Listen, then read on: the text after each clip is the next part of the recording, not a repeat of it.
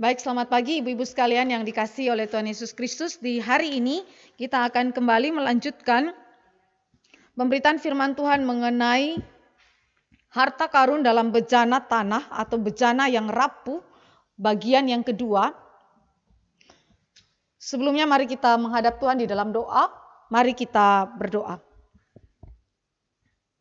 Bapa di dalam kerajaan surga, kami memuji kebesaran-Mu ya Tuhan Allah kami yang hidup, yang telah mengaruniakan kepada kami firman Allah untuk memberikan kepada kami suatu penghiburan, kekuatan yang telah memberikan kepada kami keberanian untuk boleh menghidupi kehidupan kami sebagai orang percaya yang telah ditebus oleh Yesus Kristus, yang telah dipercayakan harta karun yang begitu indah di dalam hidup baru yang Tuhan karuniakan buat kami, tetapi tidak berhenti kepada hidup baru saja, tetapi hidup itu Engkau menghasilkan buah-buah kekekalan di dalam kehidupan kami. Dan kami berdoa biarlah Roh Kristus menyertai kami ketika kami merenungkan bagaimana Engkau bekerja sedemikian rupa sehingga menggunakan kami bejana yang rapuh ini untuk mencerminkan kemuliaan Allah, memancarkan kemuliaan Kristus, memberitakan akan kemenangannya, dan dengan demikian kami boleh mempermuliakan Allah untuk selama-lamanya. Tuhan pimpin kami di dalam seluruh perenungan firman Tuhan pada pagi hari ini. Dalam nama Yesus Kristus Tuhan kami berdoa dan menaikkan syukur. Amin. Baik ibu-ibu yang dikasihi oleh Tuhan Yesus Kristus, kita akan baca 1 Korintus 13 ayat 1 sampai dengan ayat yang ke-13. 1 Korintus pasal 13 ayat 1 sampai dengan ayat yang ke-13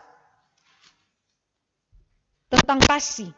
Kasih adalah harta karun kedua yang Allah berikan di dalam jiwa daripada setiap orang percaya yang merupakan bejana yang rapuh itu.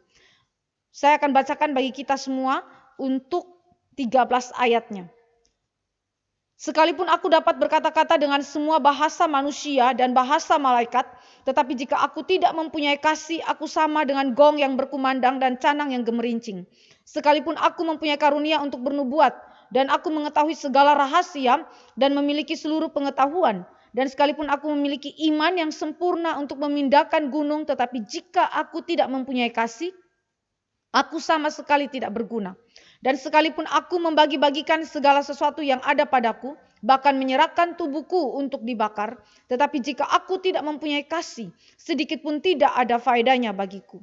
Kasih itu sabar, kasih itu murah hati, ia tidak cemburu, ia tidak memegahkan diri dan tidak sombong, ia tidak melakukan yang tidak sopan dan tidak mencari keuntungan diri sendiri, ia tidak pemarah dan tidak menyimpan kesalahan orang lain.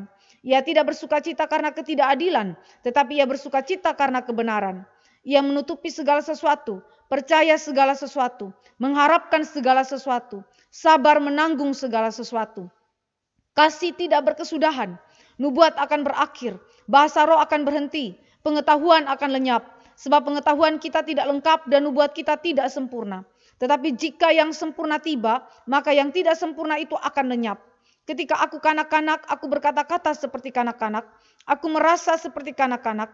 Aku berpikir seperti kanak-kanak. Sekarang sesudah aku menjadi dewasa, aku meninggalkan sifat kanak-kanak itu. Karena sekarang kita melihat dalam cermin suatu gambaran yang samar-samar, tetapi nanti kita akan melihat muka dengan muka. Sekarang aku hanya mengenal dengan tidak sempurna, tetapi nanti aku akan mengenal dengan sempurna seperti aku sendiri dikenal. Demikianlah tinggal ketiga hal ini, yaitu iman, pengharapan, dan kasih. Dan yang paling besar diantaranya ialah kasih. Baik, saudara yang dikasihi oleh Tuhan Yesus Kristus, minggu yang lalu kita belajar mengenai kebenaran firman Tuhan, yaitu hidup baru sebagai permulaan kehidupan Kristen atau esensi daripada kehidupan Kristen. Dan Alkitab menunjukkan bahwa hidup baru itu tidak berhenti sampai kepada hidup itu sendiri, tetapi hidup itu berbuah. Hidup itu menghasilkan buah-buah yang kekal. Dan buah pertama yang dihasilkan di dalam hidup yang baru itu bersamaan dengan hidup itu sendiri diberikan oleh Allah adalah kasih. Kasih. Saudara yang dikasihi oleh Tuhan Yesus Kristus, dari manakah sumber kasih yang dinyatakan di dalam 1 Korintus? Kasih itu dimiliki di antara orang-orang percaya, bahkan di dalam diri orang percaya, dan sumbernya dari mana? Jonathan Edwards memberikan kepada kita pengertian mengenai kasih yang berlangsung sesungguhnya pertama kali bukan di dalam diri daripada orang percaya, tetapi kasih itu sudah ada berdiam di dalam diri daripada Tritunggal. Kasih adalah bersumber dari kasih yang berada di dalam ketritunggalan. Kasih umat Allah, kasih Kristen yang sejati bersumber dari kasih kekal Allah yang ada di dalam relasi intra-trinitarian atau intra-ketritunggalan. Kita lihat di dalam 1 Yohanes 4 ayat 8 dan ayat yang ke-16. 1 Yohanes 4 ayat yang ke-8 dan ayat yang ke-16. Di situ dikatakan, barang siapa tidak mengasihi, ia tidak mengenal Allah, sebab Allah adalah kasih. Lalu ayat yang ke-18, di dalam kasih tidak ada ketakutan. Kasih yang sempurna melenyapkan ketakutan, sebab ketakutan mengandung hukuman. Dan barang siapa takut, ia tidak sempurna di dalam kasih. Ayat yang ke-16, kita telah mengenal dan telah percaya akan kasih Allah kepada kita. Allah adalah kasih, dan barang siapa tetap berada di dalam kasih, ia tetap berada di dalam Allah dan Allah di dalam dia. 1 Yohanes 4 ayat 8 dan ayat yang ke-16 menyatakan bahwa di dalam relasi kasih itu, saudara, sesungguhnya Alkitab mengindikasikan bahwa Allah bukan hanya satu pribadi, tetapi Allah kita adalah Allah yang memiliki 3 pribadi. Kita bisa lihat itu juga di dalam Kejadian 1 ayat 1 dan ayat yang ke-26, pembukaan pertama daripada Alkitab, keseluruhan Alkitab, dan juga Matius 28 ayat 19. Yesus Kristus sendiri menegaskan bahwa di dalam Allah bukan hanya satu pribadi, tetapi lebih dari satu pribadi, yaitu 3 pribadi. Karena itu kasih dimungkinkan terjadi di dalam ketritunggalan. Saudara yang dikasih oleh Tuhan Yesus Kristus, jika Allah kita adalah Allah yang monoteisme saja, Allah yang tunggal saja, yang memiliki pribadi hanya satu saja, maka orang percaya tidak mungkin mengaplikasikan kasih. Karena kasih tidak mendapatkan objeknya di dalam dirinya sendiri. Tetapi kasih memiliki objek di luar diri. Sehingga tidak dapat kita katakan bahwa Allah itu kasih jika Allah hanya adalah satu pribadi saja. Maka di dalam teks kita 1 Yohanes 4 ayat 8 dan 16 mengindikasikan bahwa Allah lebih dari satu pribadi. Kejadian 1 ayat 1 dan 26 lalu Matius 28 ayat 19 menegaskan bahwa dia memiliki 3 pribadi. Karena itu dimungkinkan terjadinya relasi kasih itu. Bapa mengasihi anak, anak mengasihi bapa.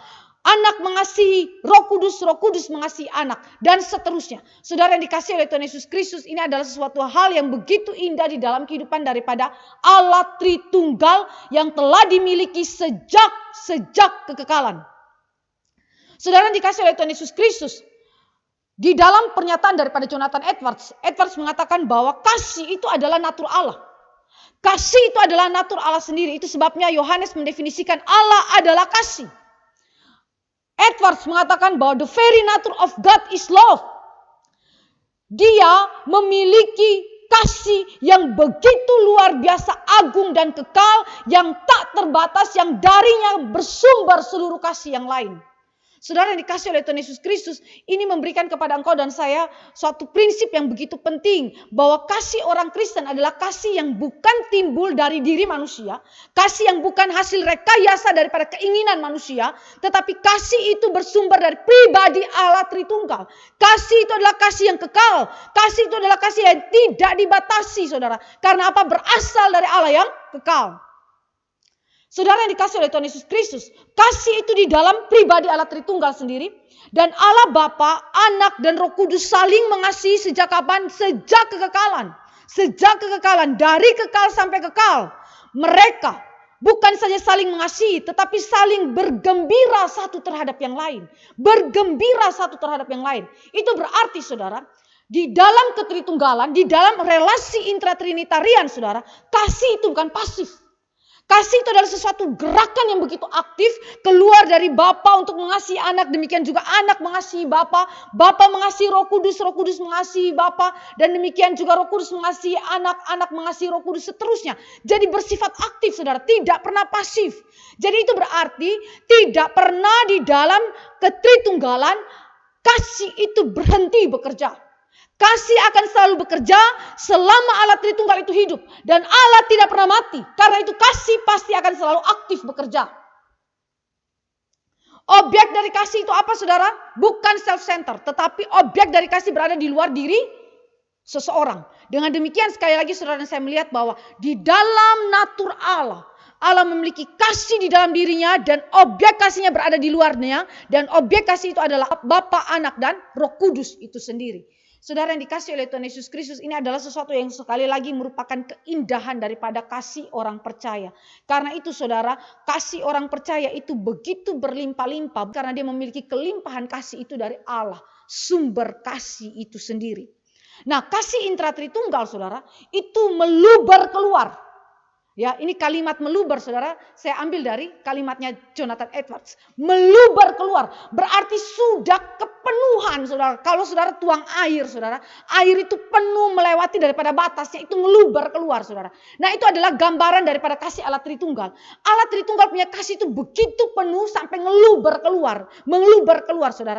Dan waktu dia meluber keluar, apa yang dia lakukan? Dia lakukan di dalam tindakan penciptaannya.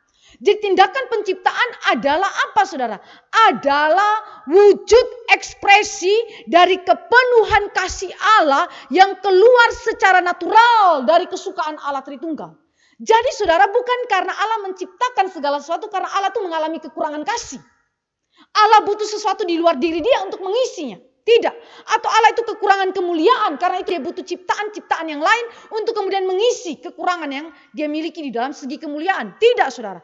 Justru karena dia itu sudah penuh. Bahkan meluber keluar saudara. Dan itu terlihat ekspresinya di dalam penciptaan saudara. Penciptaan. Saudara, kasih Allah bagi Jonathan Edwards itu adalah suatu kekuatan yang tidak pernah berhenti di alam semesta. Saudara bayangkan jika Allah berhenti mengasihi alam semesta ini. Apa yang terjadi saudara? Apa yang terjadi? Bukan saja orang percaya itu binasa. Seluruh tatanan daripada alam semesta. Sorga dan bumi. Langit dan bumi. Yang kelihatan dan yang tidak kelihatan. Habis hancur saudara. Karena penopangan tangan Allah keluar daripada apa? Dari kasih Allah. Allah yang mencipta adalah Allah yang kasih saudara. Meluber keluar saudara ya. Karena itu saudara, sekali lagi, kasih Allah merupakan kekuatan yang tidak pernah berhenti di dalam alam semesta. Yang memungkinkan penopangan yang terjadi, providensi Allah yang terjadi atas seluruh alam semesta. Saudara, ini adalah sekali lagi keindahan daripada kasih. Kasih yang kita miliki di dalam Allah. Kasih itu meluber keluar. Bukan karena Allah kekurangan kasih, tetapi dia berkelimpahan begitu amat penuh dan kita menikmati kepenuhan kasih itu. Saudara yang dikasih oleh Tuhan Yesus Kristus, dengan demikian sekali lagi saya mau tegaskan. Kasih Kristen yang sejati bukanlah kasih yang bersumber daripada self-center. Kasih Kristen yang sejati bukanlah bersumber daripada keinginan manusia itu sendiri. Tetapi kasih Kristen adalah derivatif, turunan yang keluar daripada Allah itu sendiri. Nah, saudara yang dikasih oleh Tuhan Yesus Kristus, kasih yang sebegitu agungnya di dalam diri daripada Allah Tritunggal, dari kekal sampai kekal yang sudah mereka miliki, itu diberikan kepada umatnya, yaitu bejana yang rapuh itu untuk mengekspresikan kasih kekal Allah. Saudara, bejana yang rapuh itu fana, bejana yang rapuh itu lemah, bejana yang rapuh itu penuh dengan keadaan-keadaan yang mungkin saja dia jatuh di dalam situasi-situasi yang tidak dapat mengasihi. Tetapi kepada bejana yang rapuh itu, kepada bejana tanah liat itu, Allah menganugerahkan kasih kekal Allah yang tak berkesudahan itu di dalam diri umat pilihan Allah yang telah ditebus dan diselamatkan. Saudara, minggu yang lalu kita melihat mengenai new birth, hidup yang baru. Hidup yang baru itu berarti saudara, di saat yang sama itu juga Allah menanamkan kasih Allah di dalam diri umatnya. Kapankah kasih Allah Tritunggal itu diturunkan kepada engkau dan saya?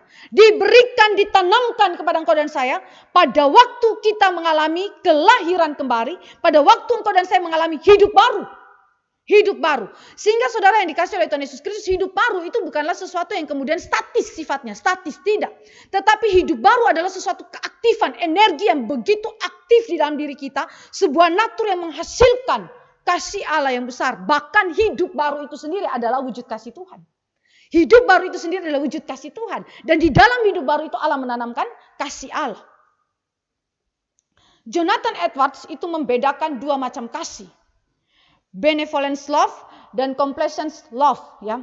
Saudara lihat di situ benevolence love, saudara lihat apa maksudnya? Dia bilang waktu Allah mengaruniakan kepada umatnya kasih itu, saudara, mengandung dua elemen kasih ini. Benevolence love adalah bergembira di dalam kesejahteraan atau keselamatan orang lain. Bergembira di dalam kesejahteraan atau keselamatan orang lain. Artinya, kasih itu mengharapkan kebaikan yang dinikmati oleh orang yang dikasihi. Kasih itu selalu mengharapkan kebaikan yang dinikmati oleh orang yang dikasihi. Dan yang kedua, complacent love itu apa, saudara? Berarti bergembira di dalam orang lain. Ini bukan sekedar bergembira karena kebaikan yang dialami oleh orang lain, atau mengharapkan kebaikan yang dinikmati oleh orang yang kita kasihi, tetapi bergembira di dalam orang itu, di dalam orang yang kita kasihi. Maksudnya apa, saudara? Kasih mengharapkan untuk menikmati kebaikan di dalam orang yang dikasihi. Bukan saja mengharapkan kebaikan untuk dinikmati oleh orang yang dikasihi, tetapi kita sendiri menikmati kebaikan di dalam orang yang dikasihi. Saudara, ini adalah sesuatu yang sukar dilakukan oleh kita. Kenapa? Karena kecenderungan daripada orang-orang Kristen, bahkan orang yang sudah percaya, kecemburuannya luar biasa. Ya. Sehingga untuk mengharapkan kebaikan yang dinikmati oleh orang yang dikasihi itu sangat sukar terjadi. Justru seringkali yang terjadi adalah kalau orang mengalami kebaikan, kalau orang mengalami kesejahteraan, kalau orang mengalami kemajuan-kemajuan atau keuntungan-keuntungan yang melebihi daripada kita, yang terjadi adalah apa? Kita iri hati. Kita mengalami keadaan yang merasa kurang di dalam diri kita dibandingkan dengan orang bersangkutan. Tetapi saudara, kasih yang Allah karuniakan kepada kita tidak demikian. Kasih itu keluar dari dirinya dan kasih itu mengharapkan kebaikan yang dinikmati oleh orang yang dikasihi. Saudara yang dikasihi oleh Tuhan Yesus Kristus, ini adalah sesuatu yang begitu amat indah, saudara. Di dalam kehidupan daripada Yesus Kristus, di dalam kehidupan daripada para rasul, saudara melihat bahwa betapa mereka mengharapkan untuk kebaikan-kebaikan yang dari Allah dinikmati oleh orang-orang yang dikasihi. Paulus menulis surat bagi jemaat Tuhan. Walaupun dia ada dalam penjara, tetapi dia berdoa agar kebaikan-kebaikan Allah, kemurahan Allah dinikmati oleh jemaat Tuhan. Paulus tidak sama sekali memikirkan dirinya, tetapi dia keluar dari dirinya dan memikirkan kebaikan-kebaikan Allah yang dapat dianugerahkan Allah kepada jemaat yang dikasihinya. Dan Paulus tidak berhenti di situ, tetapi Paulus maju. Dia bergembira atas apa? Atas kasih Allah, atas kebaikan-kebaikan di dalam diri orang bersangkutan. Contoh. Waktu dia menulis surat kepada jemaat di Filipi, apa yang dilakukan? Dia mengatakan bahwa dia bersuka cita. Mari kita baca surat Filipi. Surat Filipi. Saudara dan saya membaca di dalam ucapan syukur daripada Rasul Paulus. Dia bilang, aku mengucap syukur kepada Allahku setiap kali aku mengingat kamu. Dan setiap kali aku berdoa untuk kamu semua, aku selalu berdoa dengan sukacita. Aku mengucap syukur kepada Allahku karena persekutuanmu dalam berita Injil mulai dari hari pertama sampai sekarang.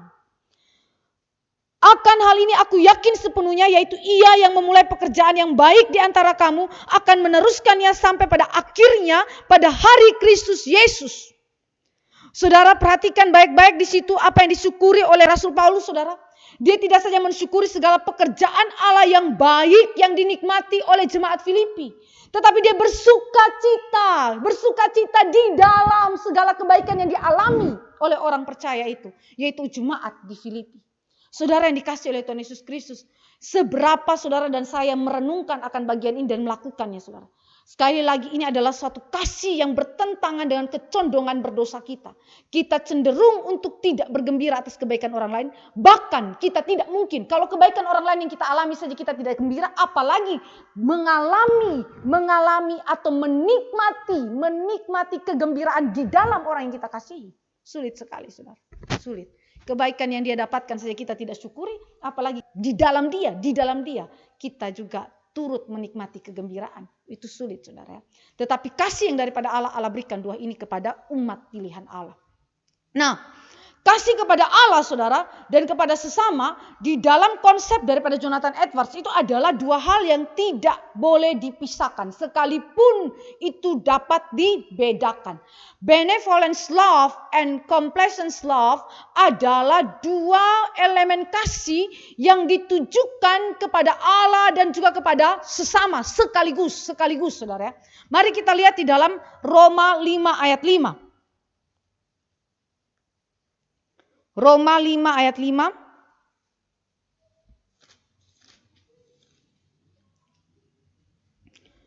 Dan pengharapan tidak mengecewakan karena kasih Allah telah dicurahkan. Perhatikan, kasih Allah telah dicurahkan di dalam hati kita oleh Roh Kudus yang telah dikaruniakan kepada kita.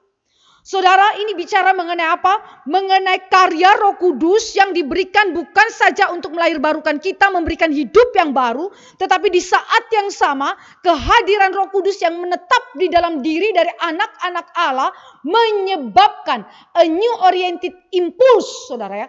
A new oriented impulse, yaitu kasih yang vertikal dan horizontal yang merupakan a single impulse. Ini adalah bagian daripada apa? Divine temper. Saudara yang dikasih oleh Tuhan Yesus Kristus, apa maksud kalimat ini? Kalimat ini menunjukkan bahwa ketika Roh Kudus hadir di dalam hidupmu dan memberikan kepada engkau karunia keselamatan melalui kelahiran kembali, dia pada saat yang sama menyebabkan a new oriented impulse, ya saudara, adalah impuls yang baru, yang berorientasi baru. Saudara, impuls itu adalah semacam satu gairah, ya, gerakan, ya, dorongan yang muncul di dalam diri daripada orang percaya yang memiliki orientasi yang baru, yaitu apa? Kasih secara vertikal kepada Allah dan kasih secara horizontal kepada sesama. Itu adalah single impulse, artinya satu gerakan daripada Roh Kudus menghasilkan dua macam kasih sekaligus, dua macam relasi kasih sekaligus, yaitu relasi vertikal dan relasi horizontal. Begitu ya saudara. Ini adalah divine temper. Divine temper adalah karakter daripada Allah. Karakter Allah yang ditanamkan di dalam diri daripada orang-orang pilihan Allah yang telah ditebus oleh Yesus Kristus dan dilahirbarukan oleh Roh Kudus. Ketika Roh Kudus melahirbarukan, dia memberikan a new oriented impulse yang merupakan a single impulse, dan itu adalah apa? Karakter Allah. Dan karakter Allah itu adalah apa? Kasih, kasih, kasih. Saudara yang dikasih oleh Tuhan Yesus Kristus, jika demikian, maka tidak mungkin bagi seorang yang percaya untuk tidak dapat merefleksikan atau menyatakan kasih kepada sesamanya. Tidak mungkin bagi seorang percaya untuk kemudian terus hidup di dalam dendam dan tidak pernah mengampuni orang yang bersalah kepadanya sampai dengan matinya. Karena apa saudara? Karena impuls itu, gerakan, dorongan, kasih itu begitu kuat di dalam jiwa dia. Sekalipun hati dia masih rasa sakit, walaupun hati dia begitu luka kepada perbuatan-perbuatan jahat orang lain kepadanya, tetapi saudara, gerakan impuls daripada Roh Kudus itu saudara tidak bisa saudara dilawan oleh orang yang sudah percaya. Kenapa? Karena ada natur baru, ada hidup baru di dalam dirinya yang memberikan kepada dia kekuatan untuk mengerjakan kehendak Allah. Dalam hal apa? Menyatakan kasih. Menyatakan kasih. Kalimat-kalimat ini saudara menunjukkan bahwa apa? Yang memungkinkan saudara untuk memiliki dua elemen kasih, benevolence love and complacence love, itu bukan saudara. Tetapi siapa? Allah semata. Allah semata. Segala hasil perbuatan baik kita yang mengasihi orang lain adalah hasil daripada apa? Roh Kudus yang menetap di dalam diri saudara. Nah, kasih di dalam diri orang percaya saudara itu digambarkan oleh Jonathan Edwards dengan 7 inti aksioma dalam kasih Kristen. Ya. Ini adalah sesuatu yang merupakan kesimpulan daripada Jonathan Edwards ketika dia merenungkan akan 1 Korintus pasal yang ke-13 dan dia berkhotbah tentang 1 Korintus 13 ini. Dia mengatakan bahwa ada 7 inti aksioma dalam kasih Kristen. Tapi hari ini kita tidak sampai selesai 7 inti saudara. Karena kalau sampai dengan 7 waktu kita akan terlalu panjang. Ya. Tidak akan ada waktu untuk Q&A. Jadi saya membatasi hanya sampai kepada poin keempat. Nanti minggu depan kita akan lanjut poin kelima dan sampai ke-7. Lalu kemudian kita akan bahas secara khusus bagaimana tinggal ketiga hal ini. Yaitu iman, pengharapan, dan kasih di dalam pemikiran daripada Abraham Kuyper. Nah, mari kita mulai melihat bagaimana kasih itu berlangsung dan bekerja di antara diri daripada umat Allah Dan kemudian umat Allah menyatakan itu kepada dunia sehingga dunia mengenal Allah, bahwa Allah adalah kasih. Mari kita lihat hal yang pertama. Kasih Tritunggal dalam 7 inti aksioma yang pertama yang diberikan kepada orang percaya adalah kasih itu menyimpulkan seluruh kehidupan Kristen. Kasih itu menyimpulkan seluruh kehidupan Kristen. Di dalam 1 Korintus 13 ayat 1 sampai ayat yang ketiga saya bacakan sekali lagi bagi kita semua. Sekalipun aku dapat berkata-kata dengan semua bahasa manusia dan bahasa malaikat, tetapi jika aku tidak mempunyai kasih, aku sama dengan gong yang berkumandang dan canang yang gemerincing. Sekalipun aku mempunyai karunia untuk bernubuat dan aku mengetahui segala rahasia dan memiliki seluruh pengetahuan, dan sekalipun aku memiliki iman yang sempurna untuk memindahkan gunung, tetapi jika aku tidak mempunyai kasih, aku sama sekali tidak berguna. Dan sekalipun aku membagi-bagikan segala sesuatu yang ada padaku, bahkan menyerahkan tubuhku untuk dibakar, tetapi jika aku tidak mempunyai kasih, sedikit pun tidak ada faedahnya bagiku. Maka kasih adalah menyimpulkan seluruh kehidupan Kristen. Saudara, kasih itu bagi Jonathan Edwards di dalam ayat 1 sampai ayat yang ketiga dikatakan bahwa kasih itu adalah pusat kehidupan dan jiwa daripada semua agama. Kasih adalah pusat kehidupan dan jiwa dari semua agama. Kenapa? Bayangkan saudara, saudara punya bahasa seperti bahasa malaikat. Ini adalah kata-kata hiperbola ya, yang dipakai oleh Paulus untuk menunjukkan bahwa keadaan di dalam jemaat Korintus, mereka begitu menyanjung karunia-karunia yang extraordinary. Karunia-karunia yang begitu luar biasa ya. Bahasa manusia engkau punya semuanya itu, engkau bisa berkata-kata dengan itu, bahkan bahasa malaikat pun engkau bisa berkata-kata. Ini kalimat hiperbola ya, kalimat sindiran dalam bentuk hiperbola untuk menunjukkan bahwa sebenarnya semuanya itu tidak akan punya arti jika engkau tidak memiliki kasih sebagai pusat kehidupan dan jiwa yang menggerakkan daripada seluruh pelayanan saudara. Jadi kasih adalah pusat kehidupan dan jiwa dari semua agama. Itu juga berarti kasih adalah pusat kehidupan dan jiwa dari apa? Kristen, kekristenan kita. Kasih di dalam teks ini bukan opsional. Artinya saudara boleh pilih, oh saya boleh mengasihi dalam waktu tertentu atau saya tidak harus mengasihi dalam waktu yang tertentu. Tidak. Kasih bukan opsional. Saudara ingat, kasih itu ditanamkan di dalam diri saudara bersamaan dengan natur hidup baru. Bahkan natur hidup baru itu sendiri adalah dari kasih Allah. Maka saudara tidaklah merupakan opsional jika saudara mengatakan bahwa saya boleh mengasihi atau tidak mengasihi. Itu bukan opsional saudara. Saudara harus untuk mengasihi. Ya, saudara yang dikasihi oleh Tuhan Yesus Kristus, kasih adalah natur orang percaya. Sama seperti kasih adalah natur daripada Allah Tritunggal. Jonathan Edwards mengatakan begini. Kasih Kristen adalah mutual delight within the triune Godhead, saudara. Apa maksudnya, saudara? Jadi kasih Kristen adalah gambaran daripada ketersalingan ya, ketersalingan antara kita dan Allah kita di dalam apa? Di dalam kegembiraan, di dalam kesukaan ya, di mana kita sesungguhnya memiliki kasih Allah itu sendiri yang telah ditanamkan di dalam jiwa kita. Saudara yang dikasihi oleh Tuhan Yesus Kristus, jadi orang Kristen punya kasih, saudara, adalah kasih yang lahir dari apa? Mutual delight ya, mutual delight within the triune Godhead. Artinya apa? Di dalam kesukaan, ketersalingan, kesukaan, kegembiraan antar Allah Tritunggal. Itulah yang engkau dan saya miliki. Kita mengasihi sekali lagi bukan karena orang itu sudah mengasihi kita, bukan karena orang itu memiliki kebaikan-kebaikan tertentu yang memiliki andil bagi diri kita sehingga kita mengasihi orang bersangkutan, tidak. Tetapi kita mengasihi karena apa? Karena Allah kita Tritunggal memang saling mengasihi, saling menyukai, saling bergembira satu terhadap yang lain. Demikian kita juga harus mengasihi dengan cara yang demikian. Jadi penentu saudara mengasihi bukan terletak kepada orang yang ada di luar diri saudara. Bukan terletak kepada peristiwa atau kondisi-kondisi yang ada di luar diri saudara. Kasih itu ditentukan oleh siapa? Oleh Allah yang hadir dalam diri saudara. Oleh Allah yang menjadi sumber utama daripada kasih kita. Jadi itu berarti saudara tidak ada excuse bagi kita untuk mengatakan bahwa kita tidak dapat mengasihi. Karena orangnya memang begitu. Memang orangnya bejat. Gak bisa dia untuk dikasihi. Gak bisa saudara. Gak ada alasan itu. Kenapa? Karena motif utama saudara mengasihi bukan kepada orang tersebut berbuat baik kepada saudara. Atau peristiwa-peristiwa kondisi-kondisi tertentu yang menyebabkan saudara mengasihi. Tetapi saudara mengasihi karena Allah adalah model utama daripada kasih kita. Galatia 5 ayat 22 sampai 23. Ini adalah sesuatu yang sangat indah di mana Paulus menunjukkan bahwa kasih itu adalah karunia daripada Roh Kudus yang diberikan kepada umat Allah. Galatia 5 ayat 22 sampai 23. 5 ayat 22 sampai 23. Tetapi buah roh ialah kasih, sukacita, damai sejahtera, kesabaran, kemurahan, kebaikan, kesetiaan, kelemah lembutan, penguasaan diri. Tidak ada hukum yang menentang hal-hal itu. Saudara perhatikan buah roh yang ditulis pertama apa? Kasih. Buah roh yang ditulis pertama adalah kasih. Kenapa saudara? Karena kasih merangkum semua kebajikan. Kasih merangkum semua kebajikan. Apa artinya saudara memiliki sukacita, damai sejahtera, kesabaran, kemurahan, kebaikan, kesetiaan, kelemah lembutan, penguasaan diri kalau saudara tidak punya kasih? Maka kasih ditaruh paling depan listnya. Kenapa saudara? Karena kasih merangkum semua kebajikan-kebajikan.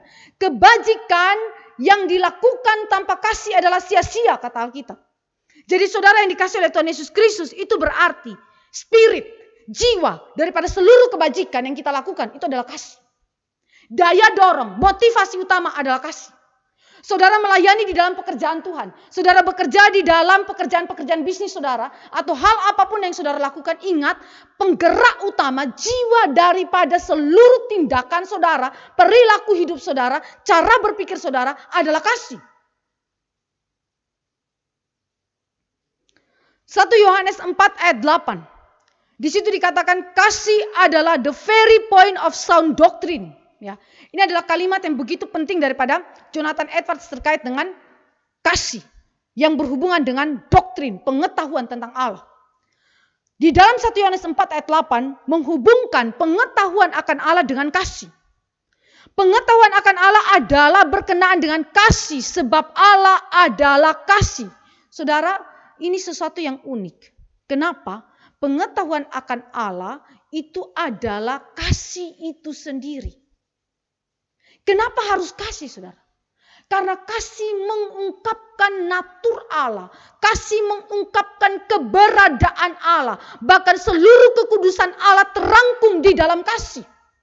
Maka kalau saudara kenal Allah, saudara tidak mungkin tidak mengasihi Allah. Kalau saudara mengetahui tentang pribadi Allah yang sejati, yang kita kenal di dalam Bapa, Anak, dan Roh Kudus, ketritunggalan itu, maka tidak mungkin saudara tidak mengasihi. Maka pengenalan akan Allah tidak mungkin tidak diikuti oleh kasih atau tidak didorong oleh kasih dan tidak mungkin tanpa kasih. Ya. Jadi sekali lagi saudara dan saya mengingat kepada kalimat ini, pengetahuan akan Allah itu pasti terkait dengan kasih. Kenapa? Karena Allah adalah kasih. Jadi the very point of sound doctrine itu adalah kasih itu sendiri saudara, kasih. Saya baca satu tafsiran saudara ini yang begitu penting mengenai pengetahuan kita tentang Allah. Dia bilang begini.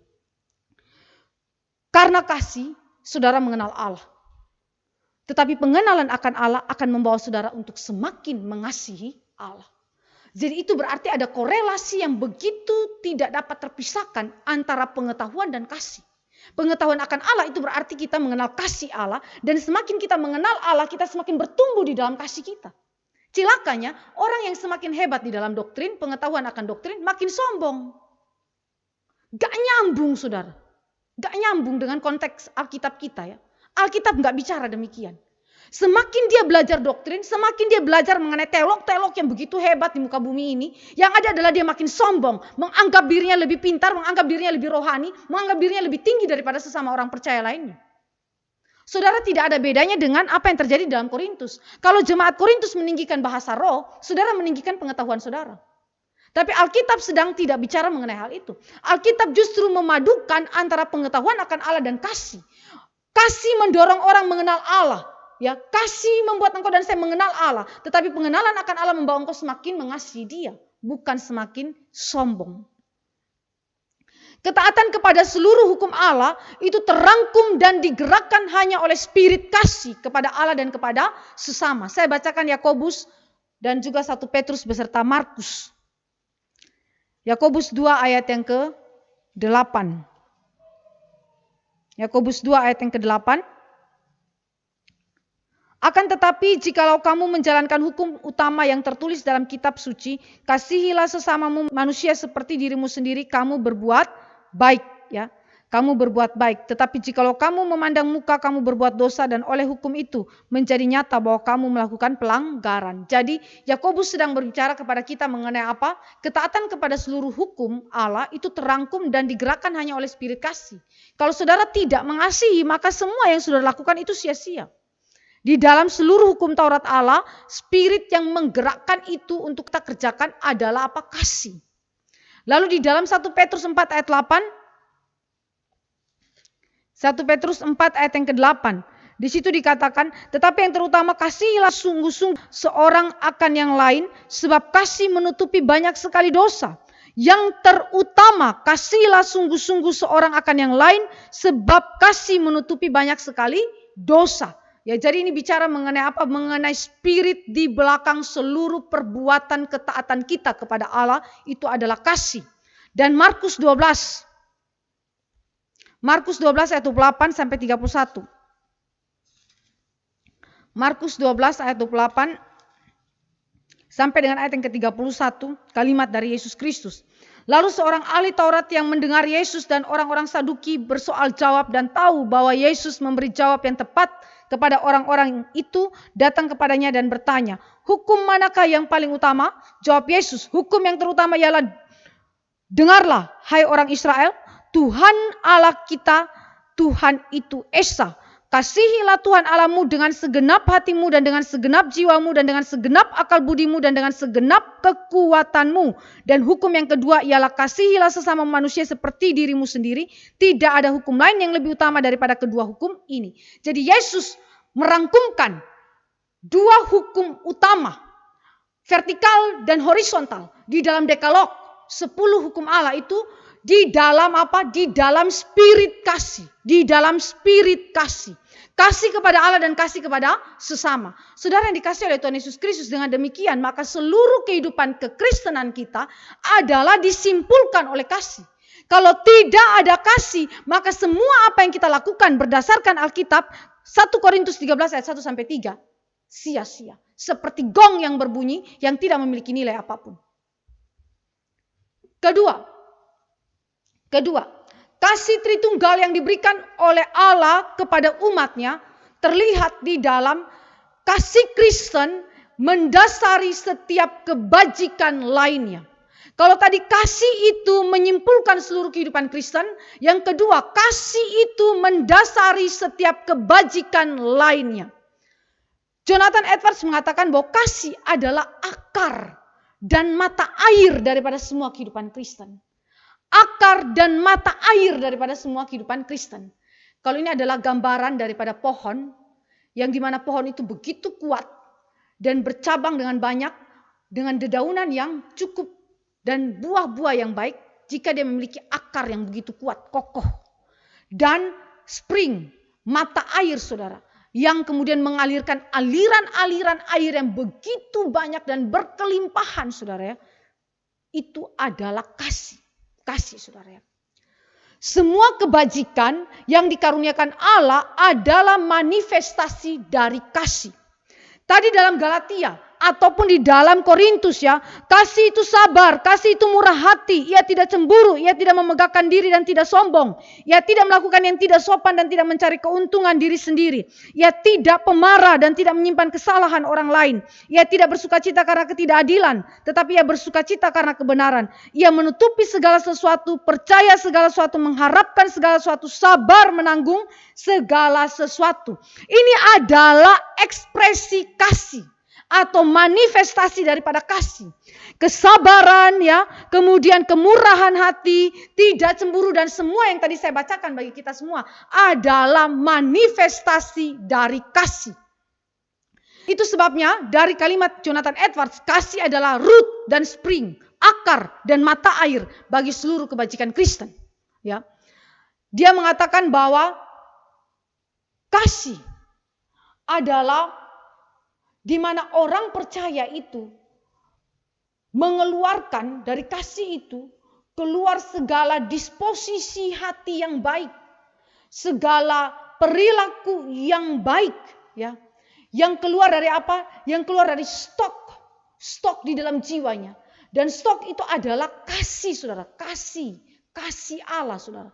Saudara yang dikasihi oleh Tuhan Yesus Kristus, kalau saudara tidak memiliki stok kasih di dalam jiwa saudara, kalau saudara tidak memiliki mata air kasih, akar itu di dalam jiwa saudara, maka walaupun sekali lagi saudara melakukan begitu banyak kebajikan, Alkitab berkata tadi apa? Semuanya sia-sia. Semuanya sia-sia. Maka sekali lagi, dari kasih keluar segala disposisi, keluar dari segala perilaku yang baik, yang memuliakan nama Tuhan.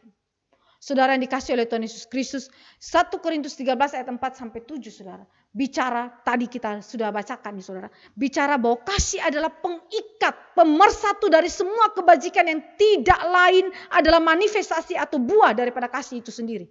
Saya pakai ilustrasi ini seperti yang diangkat oleh Jonathan Edwards. Kasih itu semacam rantai pengikat. Rantai pengikat saudara. Pengikat dari satu kebajikan kepada kebajikan yang lain. Kasih seperti rantai pengikat saudara. Kalau kasih nggak ada, ini putus. Maka tidak ada kesatuan, tidak ada pengikat, tidak ada korelasi yang kemudian menyatakan tentang kasih Allah yang sejati. Saudara perhatikan, ketika Allah bertindak dalam keadilannya, tidak mungkin keadilan tanpa kasih. Ketika Allah bertindak di dalam kasihnya, tidak mungkin kasih berjalan tanpa keadilan. Ketika Allah bertindak di dalam kekudusannya, tidak mungkin seluruh daripada sifat karakter daripada Allah tidak berjalan secara simultan. Berjalan secara simultan, saudara. Terikat menjadi satu di dalam Allah. Allah bertindak satu tindakan saja, itu berarti seluruh sifat-sifat Allah berlangsung satu sekaligus, simultan sekaligus. Demikian juga kehidupan daripada orang percaya. Ketika orang percaya melakukan kebajikan, misalnya kesabaran. Pada waktu dia melakukan kesabaran, tidak mungkin tanpa kasih. Ketika dia melakukan kesabaran, maka seluruh kebajikan-kebajikan lainnya bekerja bersama-sama, saudara. Turut bekerja bersama-sama. Kenapa? Karena diikat oleh kasih. Kasih menjadi pengikat, pemersatu daripada semua kebajikan. Satu kali saudara buat kebajikan, saudara diikat oleh kasih, maka seluruh itu terangkum sekaligus di dalam tugas, pekerjaan, tindakan, perilaku hidup saudara.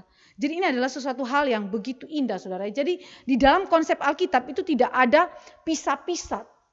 Satu kebajikan terpisah daripada yang lain. Tidak demikian. Tetapi seluruh kebajikan itu diikat menjadi satu kesatuan dengan rantai apa? Rantai kasih. Rantai kasih. Jadi sekaligus dia bertindak di dalam kasih. Seperti Allah bertindak sekaligus di dalam kasihnya. Jadi saudara, kasih Kristen itu mendasari seluruh kebajikan kita. Apapun yang saudara lakukan, ya. Saudara perhatikan, ini sesuatu hal yang berbeda di dalam diri daripada Esau dengan di dalam diri daripada Yusuf misalnya, dalam aspek pengampunan. Di dalam diri Esau tidak pernah kasih menjadi akar dan mata air di dalam jiwa Esau. Sehingga ketika Esau itu mengampuni Yakub, saudara, dia memang benar mengampuni. Waktu Yakub datang dan bersujud sekian kali mendekat kepada Esau nggak tahan. Esau lari, saudara. Esau peluk dia dan Esau betul-betul cium dia, saudara. Dan memang dikatakan bahwa Esau mengampuni Yakub. Tetapi perjanjian baru mengonfirmasikan bahwa perbuatan Esau bukan dari imannya. Esau adalah orang yang cinta akan diri, orang yang tidak mengasihi Allah dan memang sesungguhnya iman tidak ada di dalam dirinya. Jadi dia mengampuni bukan dari dasar kasih yang kekal yang Allah tanamkan dalam jiwanya. Tapi lihat Yusuf. Yusuf dijual oleh saudara-saudaranya. Kita tahu kisah mengenai Yusuf. Penderitaan yang dialami sampai dia dibawa ke Mesir dan sebagai budak di sana. Berapa banyak dia mengalami penderitaan. Tetapi ketika Allah memulihkan hidup Yusuf, memberikan jabatan kepada Yusuf, apa yang dilakukan oleh Yusuf ketika Tuhan mempertemukan Yusuf dengan para saudaranya di dalam kasus kelaparan?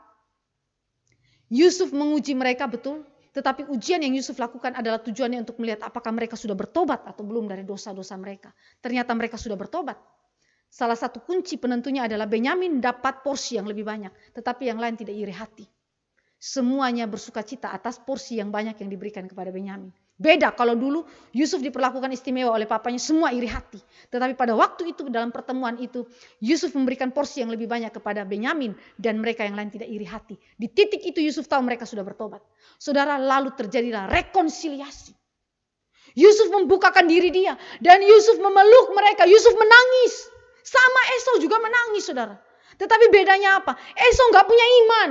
Esau gak punya hidup baru. Esau tidak punya kasih kekal di dalam jiwanya. Sehingga pengampunan itu memang itu adalah sebuah kebajikan. Tetapi kebajikan yang tanpa kasih adalah nol besar. Begitu juga saudara dan saya lihat di dalam kehidupan daripada Yudas Iskariot. Menyesal tetapi kemudian tidak ada iman di sana. Tidak ada kasih kepada Allah maka binasa. Tapi Yusuf tidak demikian. Yusuf sungguh-sungguh saudara, dia mengampuni, dia mengasihi, dia peluk saudara, dia menangis. Kenapa? Karena kasih kekal Allah berdiam di dalam diri Yusuf. Kasih kekal Allah melalui pekerjaan roh Allah hadir di dalam diri Yusuf. Mengeluarkan disposisi hati yang begitu baik. Mengeluarkan perilaku hidup yang baik saudara. Itu adalah hal yang berkenan kepada Tuhan. Ketiga, yang kita bisa lihat di dalam kasih Tritunggal yang Allah karuniakan kepada kita umatnya. Kasih itu di dalam 1 Korintus 13 ayat 13 lebih unggul daripada karunia-karunia yang luar biasa. Kita lihat di dalam 1 Korintus 13 ayat 13 saya bacakan bagi kita. Demikianlah tinggal ketiga hal ini yaitu iman, pengharapan dan kasih. Dan yang paling besar di antaranya ialah apa? Kasih. Kasih lebih unggul daripada karunia-karunia yang luar biasa. Berbahasa dengan bahasa semua manusia, bahkan bahasa malaikat dan karunia-karunia yang lain yang dimiliki yang jauh luar biasa. Tetapi Alkitab mengatakan kasih adalah yang paling unggul. Kenapa saudara? Kenapa? Semua karunia di dalam 1 Korintus 12 ayat 4 sampai 11 Paulus katakan semua karunia berasal dari satu roh, karena itu semua karunia berharga dan setara. Ya. Paulus tidak sedang membuat pendeskreditan ya saudara, atau merendahkan karunia yang lain, tidak saudara. Tetapi Paulus di dalam 1 Korintus 12 ayat 4 sampai 11 menghargai setiap karunia dan menyetarakan setiap karunia sebagai karunia yang berasal dari Roh Kudus. Tetapi di dalam ayat yang ke-13 dia mengungkapkan bahwa kasih adalah yang terutama, yang paling besar, yang unggul, excellent saudara ya. Kata excellent saudara dipakai oleh Jonathan Edwards untuk menjelaskan kualitas kasih. Kasih itu memiliki keindahan dan keharmonian secara rohani. Kasih itu kenapa unggul, kenapa excellent, kenapa yang paling besar saudara? Karena kasih itu memiliki keindahan dan keharmonian rohani di dalamnya. Kasih membuat seluruh kebajikan berjalan begitu indah. Kasih membuat seluruh kebajikan itu berjalan secara harmoni, saudara. Yang satu tidak lebih tinggi daripada yang lain. Atau yang lain lebih merendahkan daripada yang lain. Tidak, saudara. Tetapi berjalan dalam keindahan, keharmonian, saudara. Relasi satu dengan yang lainnya. Karya Roh Kudus yang menyelamatkan secara internal di dalam jiwa umat Allah adalah excellent blessing. Dibandingkan dengan apa? Karunia-karunia luar biasa yang dimiliki. Apakah hari ini saudara dan saya memiliki karunia bernubuat? Karunia penglihatan? Karunia apapun itu saudara. Tetapi saudara ingat kalimat daripada Rasul Paulus ini. Dikatakan dan dijelaskan oleh Jonathan Edwards. Bahwa Roh Kudus punya pekerjaan di dalam menyelamatkan secara internal di dalam diri saudara itu adalah excellent blessing. Excellent blessing. Dan excellent blessing itu adalah apa? Kasih. Kasih yang Allah berikan di dalam diri orang percaya. 1 Korintus 13 kata kasih yang dipakai di situ adalah agape. Agape. Tentu ada kata kasih yang lain juga yang Allah pakai di dalam relasi Allah dengan manusia ataupun manusia dengan sesamanya. Nah, kata agape saudara itu bicara mengenai kasih yang tanpa jasa. Kasih yang memberi. Kita juga bisa lihat itu dalam Roma 5 ayat 8. Yaitu mengacu kepada kasih Allah di dalam dan melalui Yesus Kristus anak tunggalnya yang telah memberikan dirinya sepenuhnya bagi keselamatan umatnya. Di mana di atas kayu salib. Penyerahan diri Kristus tanpa jasa apapun yang dituntut dari kita. Dia menyelamatkan kita ketika kita masih berdosa. Dia menyelamatkan kita ketika kita masih menjadi pemberontak-pemberontak di hadapan Tuhan. Tetapi dia di dalam kasihnya memberikan anaknya untuk menyelamatkan kita. Saudara yang dikasih oleh Tuhan Yesus Kristus, kasih inilah yang disebut sebagai excellent blessing. Itu sebabnya Paulus menegur jemaat di Korintus. Jangan meninggikan karunia-karunia yang lain lebih daripada kasih. Kenapa? Karena karunia yang tertinggi, yang excellent blessing, saudara, yang telah Allah berikan kepada kita adalah kasih Allah itu. Dan kasih Allah itu adalah nampak dan dimanifestasikan di dalam diri Yesus Kristus yang telah mengorbankan dirinya di atas kayu salib. Itu yang the best, saudara. Yang the best, saudara. Tanpa kita sekali lagi merendahkan karunia-karunia yang Allah berikan kepada umat Tuhan dalam memperlengkapi mereka dalam melayani Tuhan. Kasih adalah excellent blessing yang diberikan dalam karya penyelamatan. Kasih itu, saudara, yang membedakan dengan karunia-karunia lainnya yang extraordinary sekalipun. Kasih itu inherent di dalam natur orang percaya. Sedangkan karunia lain tidak demikian. Saudara, karunia yang disebutkan, bahasa lidah, ya, karunia bernubuat, karunia yang kemudian lain-lainnya, saudara, disebutkan bahkan di dalam teks-teks yang lain, saudara. Dan kemudian di dalam pasal-pasal yang selanjutnya daripada 1 Korintus, itu dikatakan bahwa tidak inheren, tidak berada di dalam natur orang percaya. Satu-satunya karunia Allah yang inheren di dalam jiwa manusia itu kasih. Itu kasih. Yang lain tidak. Yang lain tidak. Selain itu, kasih itu kekal, saudara. Sementara karunia-karunia yang lain itu bersifat sementara. Di dalam ayat yang ke-8, kasih tidak berkesudahan. Nubuat akan berakhir, bahasa roh akan berhenti, pengetahuan akan lenyap. Ya. Pengetahuan tidak sempurna. Ya.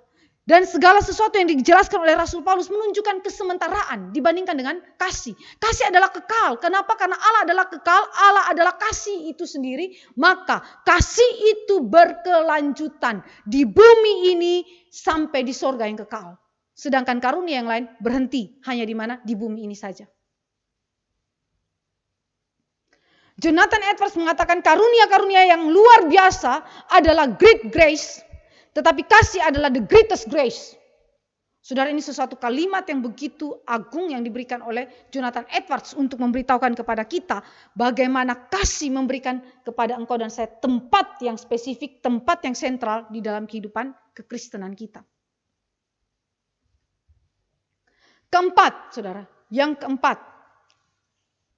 Kalau yang ketiga tadi kasih itu lebih unggul dari karunia-karunia yang luar biasa, yang lainnya. Sekarang kasih itu tidak pasif. Poin yang keempat, kasih itu tidak pasif. Sama seperti tadi saya jelaskan, kasih Allah begitu berenergi secara aktif saling mengasihi satu dengan yang lainnya. Sekarang kasih Kristen itu tidak pasif. Kasih yang Allah berikan di dalam diri daripada orang percaya, saudara, memimpin orang percaya kepada holy practice, saudara, ya. Kepada holy practice, yaitu kekudusan yang konkret dalam kehidupan sehari-hari. Kasih adalah sesuatu yang eksternal atau visible action. Betul, Allah menanamkan itu dalam jiwa orang percaya secara internal, tetapi kasih itu tidak berhenti di dalam aspek internal dan kemudian tidak mengeluarkannya atau tidak dipancarkan keluar. Tidak demikian, saudara. Tetapi kasih di dalam pasal 13 ayat 6, saudara, Jonathan Edwards mengatakan bahwa kasih itu eksternal, kasih itu visible action. Saya baca di dalam ayat yang ke-6 dari 1 Korintus 13 ayat 6. Ia tidak bersukacita karena ketidakadilan, tetapi ia bersukacita karena kebenaran. Kata ketidakadilan, saudara, itu wrongdoing. Yaitu segala sesuatu yang adalah dosa dalam hidup dan praktik sehari-hari. Orang yang telah memiliki kasih, dia tidak akan terlibat di dalam hal-hal demikian. Tidak akan bersukacita karena wrongdoing ini, saudara, ya. Karena hidup dalam dosa dan praktik yang berdosa. Tetapi dia akan bersukacita karena kebenaran. Kebenaran yaitu segala sesuatu yang baik di dalam kehidupan. Yaitu secara moral, benar dan bertindak sesuai dengan kebenaran itu. Saudara yang dikasih oleh Tuhan Yesus Kristus, kalimat di dalam ayat yang ke-6 menekankan mengenai apa? Mengenai eksternalisasi daripada kasih di dalam kehidupan kita. Yang bisa dilihat. Yang bisa diamati, yang bisa diobservasi oleh dunia. Kasih Allah taruh pertama kali dalam diri kita secara internal, tetapi dia harus dipancarkan keluar secara eksternal, saudara. Secara eksternal. Moralitas yang benar dan dalam tindak tanduk kita yang bersesuaian dengan kebenaran Tuhan. Saudara yang dikasih oleh Tuhan Yesus Kristus, Jonathan Edwards mengatakan, kasih adalah kasih jika dipraktikkan dalam hidup dan tindakan sehari-hari. Kasih yang dipraktikkan menyatakan desire after God. Delighting in God kepuasan dan mendapatkan kepuasan di dalam Allah itu saja. Saudara yang dikasihi oleh Tuhan Yesus Kristus, kasih yang dipraktikkan adalah kasih yang menyatakan apa? Kerinduan kepada Allah. Keinginan hanya kepada Allah saja. Dan kesukaan di dalam Allah sehingga kita mendapatkan kepuasan hanya di dalam Allah saja. Saudara yang dikasihi oleh Tuhan Yesus Kristus, tipikal kasih yang demikian sekali lagi bukanlah kasih yang bersifat situasional. Kasih ini bukan kasih situasional, saudara. Kenapa? Karena kasih itu yang dipraktikkan adalah menyatakan keinginan, kerinduan kita kepada Allah dan kesukaan kita di dalam Allah sehingga kita mendapatkan kepuasan hanya di dalam Dia. Seringkali orang melakukan perbuatan-perbuatan kesalehan, misalnya seorang dermawan, membantu orang lain, kepuasan yang dia dapatkan apa? Saya dapat membantu orang lain. Harta saya dapat digunakan untuk menolong orang lain. Tapi itu masih tataran yang horizontal. Tetapi tataran yang lebih tinggi, yaitu apa? Dia mendapatkan kepuasan, kesukaan, karena dia dipuaskan, disukakan oleh Allah itu sendiri. Jadi praktik hidup dia bukan supaya dia dipuji oleh orang lain, bukan supaya dia itu hanya sekedar mendapatkan pencapaian-pencapaian yang bersifat horizontal. Tetapi sebenarnya yang dia dapatkan adalah suatu kepuasan di dalam Allah. Suatu kesukaan di dalam Allah. Karena apa? Karena dia dapat memancarkan kasih kekal Allah di dalam dirinya bagi sesamanya. Kasih kekal Allah yang telah didapatkan di dalam Yesus Kristus itu baginya sekarang dipancarkan kepada orang lain. Melalui apa? Melalui perbuatan-perbuatan baik kita. Dari kita menolong sesama kita, membantu orang lain yang berkekurangan dan hal lainnya. Saudara yang dikasihi oleh Tuhan Yesus Kristus, berarti kasih kita adalah kasih yang menyatakan kerinduan kepada Allah, yang menyatakan kesukaan di dalam Allah dan kepuasan hanya di dalam Allah. Bukan di dalam pujian daripada orang lain. Karena itu Tuhan Yesus berkata, kalau engkau memberi dengan tangan kanan, tangan kiri nggak boleh tahu. Maksudnya apa, saudara? Untuk melawan budaya yang ada di dalam dunia. Budaya untuk apa? Mendapatkan pujian. Bahkan kesalehan yang kita lakukan pun kita berusaha untuk mendapatkan apa? Pujian dari dalamnya. Semua manusia ingin dimuliakan. Semua manusia ingin dipuji. Tetapi kasih yang sejati mengeliminasi seluruh pujian itu dari hidup dia. Kasih yang sejati justru menempatkan Allah sebagai titik kepuasannya. Kasih yang sejati justru membuat engkau dan saya mengerjakan apapun dengan desires kepada Tuhan. Bukan desires kepada pujian bagi diri sendiri. Maka kasih sejati, saudara, menghancurkan kemuliaan diri, menghancurkan kepentingan diri. Kasih sejati meninggikan Allah, memuliakan Allah. Saudara yang dikasihi oleh Tuhan Yesus Kristus, tindakan eksternal adalah ujian sekaligus bukti dari kasih sejati. Tindakan eksternal orang percaya adalah ujian sekaligus bukti dari kasih sejati yang dimiliki oleh umat Allah. Saya baca dalam 1 Yohanes. 1 Yohanes 4 ayat 19 sampai 21. 1 Yohanes 4 ayat 19 sampai ayat yang ke-21. Di situ dikatakan, kita mengasihi karena Allah lebih dahulu mengasihi kita. Jikalau seorang berkata aku mengasihi Allah dan ia membenci saudaranya, maka ia adalah pendusta. Karena barang siapa tidak mengasihi saudaranya yang dilihatnya, tidak mungkin mengasihi Allah yang tidak dilihatnya. Dan perintah ini kita terima dari Dia, barang siapa mengasihi Allah, ia harus juga mengasihi saudaranya. Saudara perhatikan di situ, tindakan eksternal kita di dalam kasih adalah ujian. Ujian sekaligus bukti bahwa engkau dan saya memiliki kasih sejati itu. Kalau kita tidak dapat mengasihi sesama kita dengan kasih kekal Allah, maka jangan pikir saudara dan saya bisa mengasihi Allah yang tidak kelihatan. Yang kelihatan saja tidak dikasihi, apalagi yang tidak kelihatan. Saudara, ini adalah kalimat-kalimat yang sekali lagi menunjukkan bahwa kasih Kristen adalah kasih yang harus keluar dari kasih Allah yang ada dalam diri kita, yang telah ditanamkan di dalam hidup kita oleh pekerjaan Roh Kudus. Secara aktif itu diberikan kepada sesama kita. Sehingga oleh kasih manusia yang tidak percaya melihat Allah.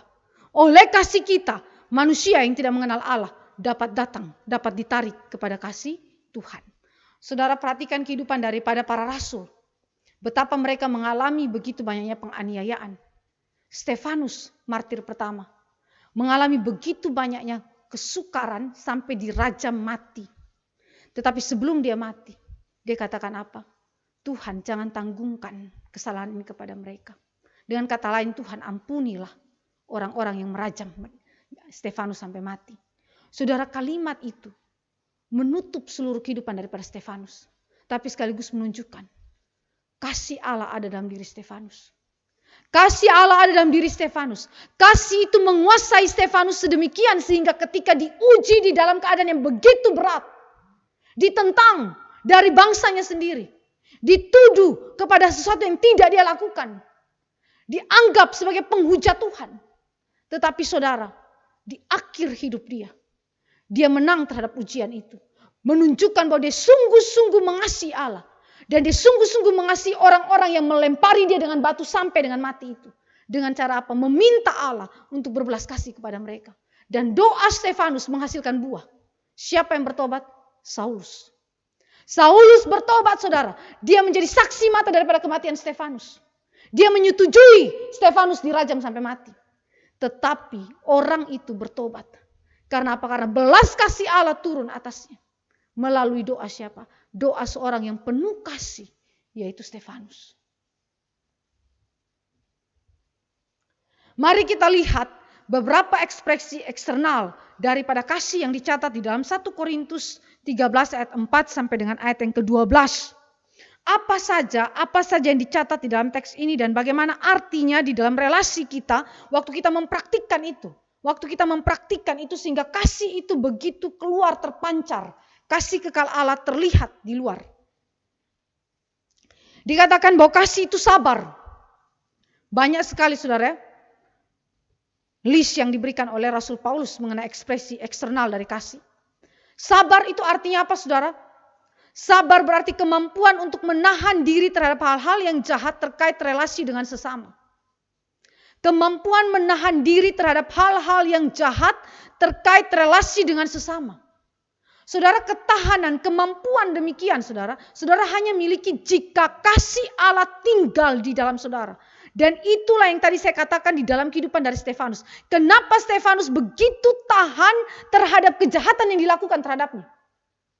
Yesus Kristus adalah pribadi yang menyatakan kesabarannya luar biasa. Di atas kayu salib, dianiaya, difitnah, dipukul, dicambuk, dikasih mahkota duri, ditikam dan seterusnya saudara. Dia menunjukkan kesabaran luar biasa. Ini yang disebut dengan kemampuan untuk menahan diri terhadap hal-hal yang jahat. Saudara, tidak ada satu manusia pun yang mampu melakukan ini. Tetapi seluruh orang percaya, termasuk para martir Kristen, di abad-abad awal, gereja Tuhan berdiri. Mereka menunjukkan kesabaran terhadap kejahatan yang berlangsung, yang dialami oleh diri mereka. Karena Kristus. Murah hati. Apa itu murah hati? Murah hati berarti secara simpel. Suka memberi dan menolong sesama. Ini beda dengan para dermawan lainnya yang non-Kristen saudara. Bukan. Tadi saya katakan bahwa apa? Kalau saudara memberikan derma, pertolongan kepada orang lain, motif utama saudara apa? Kasih. Kasih saudara, kasih kepada Allah. Jadi bukan sekedar untuk mendapatkan pujian. Pujian bagi diri sendiri. Tidak cemburu kepada karunia, harta atau hal lain yang dimiliki oleh sesama. Wah, ini banyak sekali saudara, tidak cemburu. Saudara mengontrol diri saudara. Jadi waktu saudara membaca mengenai ekspresi eksternal kasih, nanti saudara lihat ada satu prinsip yang tersembunyi yang Yesus mau tunjukkan di dalam kalimat-kalimat ini. Tidak memegahkan diri dan tidak sombong. Artinya dia tidak suka pamer. Tidak suka mencari pujian bagi dirinya. Dan memegahkan segala pencapaian kita. Saudara, Rasul Paulus adalah orang yang bisa memegahkan diri. Kenapa? Karena seluruh gereja Tuhan di luar daripada Antioquia Syria, itu dirintis oleh siapa saudara? Paulus, saudara. Paulus yang rintis. Walaupun ada kaum awam juga yang Tuhan panggil dan Tuhan berikan mereka karunia untuk merintis gereja. Misalnya Roma. Roma tidak didirikan oleh Rasul Paulus maupun oleh Petrus, tidak. Tetapi rata-rata umumnya gereja yang didirikan di luar daripada Palestina maupun Antioquia Syria itu dibangun oleh Rasul Paulus. Rasul Paulus bisa bermegah atas itu semua. Tapi Paulus mengatakan bahwa aku tidak bermegah kepada itu semua, tetapi aku hanya bermegah kepada apa? Kepada kekuatan Allah. Di mana ketika aku lemah, Allah memampukan aku untuk mengerjakan seluruh pekerjaan pelayanan Tuhan. Dia bermegah bukan kepada kekuatannya, tetapi bermegah kepada kekuatan Tuhan. Saudara yang dikasih oleh Tuhan Yesus Kristus, tidak ada satu orang rasul, tidak ada satu orang nabi perjanjian lama yang setiap kali melayani Tuhan dan memegahkan dirinya dan menyombongkan dirinya. Sama sekali tidak. Kasih itu tidak melakukan yang tidak sopan. Artinya, dia sedemikian rupa memperhatikan dan mempertimbangkan perasaan sesama. Ini bukan berarti kompromi dengan dosa, saudara. Tidak. Saudara, saya ambil contoh apa yang dilakukan oleh Rasul Paulus. Dia menasihati jemaat-jemaat orang Yahudi untuk menghargai orang-orang non-Yahudi. Ketika makan bersama, orang Yahudi dan non-Yahudi harus duduk satu meja. Tidak boleh memisahkan diri. Seolah-olah yang satu lebih suci daripada yang lain. Dua-duanya harus duduk satu meja. Ketika Petrus berlaku tidak sopan. Ketika Petrus bersama-sama dengan orang Yahudi menarik diri. Tidak mau makan bersama-sama dengan orang-orang non-Yahudi. Satu meja. Paulus tegur dia dengan keras. Paulus menegur dia kenapa? Karena dia tidak menghormati sesamanya. Dan dia menempatkan hal yang prinsip. Itu dibuang. Dan mengkompromikannya. Ya. Jadi saudara yang dikasih oleh Tuhan Yesus Kristus. Paulus menegur Petrus untuk menunjukkan bahwa dia tidak boleh berlaku demikian. Dan Paulus juga menasihati jemaat Tuhan. Yang ada di wilayah pelayanannya. Orang-orang non-Yahudi maupun orang-orang Yahudi yang adalah satu jemaat Tuhan. Apa yang dikatakan? Kalau ada kawanmu yang makan makanan yang menjadi batu sandungan bagi sesamanya, lebih baik dia jangan makan. Jangan makan. Kenapa? Karena dia mempertimbangkan hati nurani, keberatan hati nurani dari sesamanya. Jadi itu berarti apa, saudara? Saudara memperhatikan dan mempertimbangkan perasaan sesama. Termasuk saudara rela untuk tidak menggunakan misalnya pakaian atau sepatu atau hal-hal yang menjadi kesukaan saudara demi apa? Demi untuk memperhatikan dan mempertimbangkan perasaan sesama saudara. Supaya jangan dia tersandung dan jatuh dalam dosa gara-gara kita. Tidak mencari keuntungan diri sendiri. Memperhatikan kebutuhan sesama. Peduli kepada sesama. Saudara perhatikan ketika Paulus mendengar jemaat Tuhan di Yerusalem mengalami kekurangan. Mengalami keadaan yang luar biasa susahnya di dalam makan minum mereka. Apa yang terjadi? Paulus mengumpulkan persembahan-persembahan dari jemaat Tuhan yang berada di luar Palestina. Untuk mengirimkan bantuan itu kepada jemaat di Yerusalem. Ketika jemaat mengalami kesukaran tertentu. Tuhan Allah menggerakkan Paulus untuk membawa bantuan dari jemaat lain untuk membantu. Saling membantu, saling memperhatikan, saling peduli. Tidak pemarah.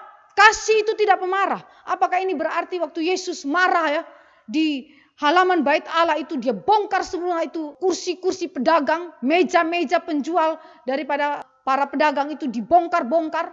Apakah itu berarti Yesus ini orang yang tidak ada kasih? Jawabnya tidak. Tidak, saudara. Apa artinya tidak pemarah? Tidak pemarah berarti tidak mudah tersinggung. Yang mengakibatkan kemarahan yang menyerang sesama. Tersinggung, saudara. Tersinggung. Tersinggung karena apa, saudara? Ini adalah sesuatu hal yang saudara dan saya harus betul-betul pikirkan di dalam emosi kita. Ibu-ibu punya kelemahan, saudara, itu cepat tersinggung. Sedikit saja hal yang bahkan bukan menyangkut dengan dirinya, bisa dia tersinggung. Terlalu cepat tersinggung, sensitif saudara, yang tidak pada tempatnya. Saudara harus mengelola emosi saudara, supaya emosi saudara tunduk kepada Tuhan. Jangan membiasakan diri dengan tersinggung untuk hal yang tidak penting. Tidak pemarah. Seringkali kemarahan kita dipicu bukan oleh karena kita marah terhadap dosa, dan mempertahankan kebenaran. Tidak saudara. Yang sering terjadi adalah karena diri kita tersinggung, karena kita sendiri merasa dianggap rendah, tanda petik mungkin. Atau diri kita itu tanda petik diomongin yang hal-hal tertentu misalnya. Padahal mungkin orang bersangkutan tidak bermaksud untuk menyakiti kita. Tetapi seringkali kita memiliki presupposisi yang mungkin sudah negatif. Akhirnya membuat kita tersinggung. Atau hal-hal yang lain. Jadi ketersinggungan yang bukan karena kebenaran. Bukan karena dosa dan kita marah kepada dosa lalu kebenaran harus ditegakkan. Tidak saudara. Seringkali ketersinggungan berakibat terhadap keterpecahan. Ya. Konflik, terjadi emosi amarah satu dengan yang lain. Dan akhirnya relasi di dalam komunitas itu menjadi tidak bagus. Kenapa saudara? Karena ada satu orang mungkin atau 2-3 orang yang punya jiwa suka tersinggung. Jadi saudara ingat, kalau saudara marah, saudara harus perhatikan kemarahanmu dari mana sumbernya. Ya. Apakah itu saudara tersinggung karena dosa itu terjadi dan kemudian saudara harus menegakkan kebenaran, ataukah saudara tersinggung karena diri saudara sendiri? Tidak menyimpan kesalahan orang lain. Ya. Apa artinya saudara? Tidak menghitung atau membuat daftar untuk mengingat dosa-dosa sesama. Di dalam hati terus membangkit-bangkitkan dosa sesama. Wah, ini bahaya saudara. Suami bikin dosa, sudah 17 tahun yang lalu. Saudara masih bikin list. Dosa A, B, C, D, terus sampai Z. Bahkan lewat dari Z lagi. Ini gawat saudara. Saudara terus membangkit-bangkitkan dalam jiwa saudara. Kalau pengampunan saudara itu habis. Memang kita punya memori masih ingat saudara. Tetapi tidak ada lagi ketika saudara ingat, saudara marah terhadap peristiwa itu. Atau terhadap orang yang melukai saudara. Tidak lagi saudara. Karena apa? Karena sudah diselesaikan. Sudah diselesaikan. Saudara, kadang-kadang kalau dalam konflik suami istri yang betul-betul jatuh di dalam konflik yang tajam. Biasa yang mereka lihat adalah hal yang jahat. Hal yang buruk saja. Sulit untuk mendapatkan hal yang positif dari pasangan. Kenapa saudara? Karena mata mereka itu ditutupi oleh kemarahan, kesalahan yang disimpan. Atau ada orang yang tipikalnya tidak bisa bicara, tapi disimpan sendiri di dalam hati. Lama-lama dia meninggal dunia. Karena apa? Karena dendam. Karena di dalam hatinya tersimpan begitu banyak kesalahan orang lain yang tidak pernah dibereskan, tidak pernah diampuni. Terus ada dalam jiwa dia. Dia tidak bicara kepada orang lain. Kesannya dia baik-baik saja, ternyata dia meninggal karena dendam. Ini bisa terjadi.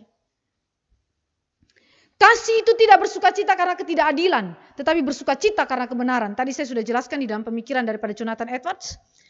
Lalu kemudian kasih menutupi segala sesuatu, percaya segala sesuatu, mengharapkan segala sesuatu, sabar menanggung segala sesuatu. Apa maksudnya kalimat ini? Maksudnya adalah bukan kompromi terhadap dosa, tetapi terkait dengan pengampunan kepada sesama yang berdosa. Kita lihat 1 Petrus 4 ayat 8 yang tadi kita sudah baca. Saya baca sekali lagi bagi kita. 1 Petrus 4 ayat 8. Tetapi yang terutama kasihilah sungguh-sungguh seorang akan yang lain, sebab kasih menutupi banyak sekali dosa. Ini yang dimaksudkan. Kasih menutupi banyak sekali dosa. Ini bukan sekali lagi kompromi terhadap dosa dan tidak ada keadilan di sana. Ada keadilan harus ditegakkan terhadap dosa. Kebenaran harus dinyatakan. Tetapi pengampunan pun tersedia. Pengampunan tersedia. Saya baca dari salah satu kesaksian tokoh Kristen yang juga terkenal di televisi. Dia diperkosa oleh ayah kandungnya 200 kali. Bahkan lebih. Dia seorang yang masih gadis saat itu. Dan ayah kandungnya mengkhianati dia dengan cara memperkosanya 200 kali lebih. Ibu kandungnya mengetahuinya. Tetapi ibu kandungnya tidak mampu berbuat apa-apa. Mereka pun tidak bisa saling berbicara. Karena mereka terlalu malu untuk membicarakannya. Sampai suatu waktu yang terjadi adalah dia berusia 17 tahun. Dan biasa orang di luar negeri itu usia 17 tahun sudah cukup bebas. Dia berkuliah di luar daripada rumah orang tuanya sehingga dia bebas. Dan kemudian di sanalah dia menjadi seorang yang dewasa dan Tuhan mempertobatkannya. Begitu lama dia menyimpan kesalahan daripada orang tuanya. Sampai Tuhan mengubah hatinya. Tuhan membuat dia dapat mengampuni sang ayah. Membuat dia dapat mengasihi sang ayah. Dan satu kali Tuhan menggerakkan dia untuk membelikan hal yang terbaik bagi orang tuanya. Rumah yang terbaik. Keadaan daripada rumah itu yang terbaik. Segala asuransi yang terbaik bagi orang tuanya dalam bidang kesehatan. Semuanya dia sediakan bagi ayahnya dan ibunya. Lalu ayahnya menangis. Ayahnya bilang begini. Dia tidak langsung bicara kepada anaknya, tapi dia bicara kepada sang istri. Kenapa dia berbuat begitu baik kepada kami? Kepada kita. Terutama kepada saya, ayahnya yang sudah berbuat salah kepadanya. Dia bilang, nanti saya tanyakan kepada anakmu. Lalu ibunya kontak anaknya dan bertanya, papamu tanya, kenapa kamu berbuat baik kepada aku? Padahal aku telah melakukan dosa yang begitu besar terhadapmu. Dia bilang apa? Karena Yesus sudah lebih dahulu mengasihi saya. Karena itu saya bisa mengasihi papa. Papanya menangis, menangisnya saudara. Papanya nggak bisa terima dengan kata-kata itu. Artinya apa? Anaknya mengungkapkan suatu kasih yang begitu luar biasa agung yang tidak bisa dia pikirkan dan bahkan dia alami, itu sukar sekali. Dia menganggap bahwa itu sesuatu yang impossible seharusnya. Tetapi Tuhan memungkinkan itu terjadi. Mengaruniakan itu di dalam jiwa anak perempuannya yang diperkosa 200 kali lebih. Dan sebelum dia meninggal dunia, anaknya di sampingnya dan anaknya menginjili papanya. Anaknya menginjili papanya dan minta papanya bertobat. Terima kasih Kristus. Sebagaimana dia mengasihi anaknya dan memberikan kasih kekal itu dalam diri anaknya. Dan memungkinkan anaknya untuk mengasihi sang papa. Sekarang dia minta papanya, kasihilah Tuhan Yesus. Karena Yesus telah lebih dahulu mengasihi kita. Di waktu itu papanya tidak bisa tahan. Papanya hanya menangis dan mengatakan, ya saya percaya Yesus. Di saat itu dia mengatakan, bersyukur kepada Tuhan karena aku memenangkan papaku.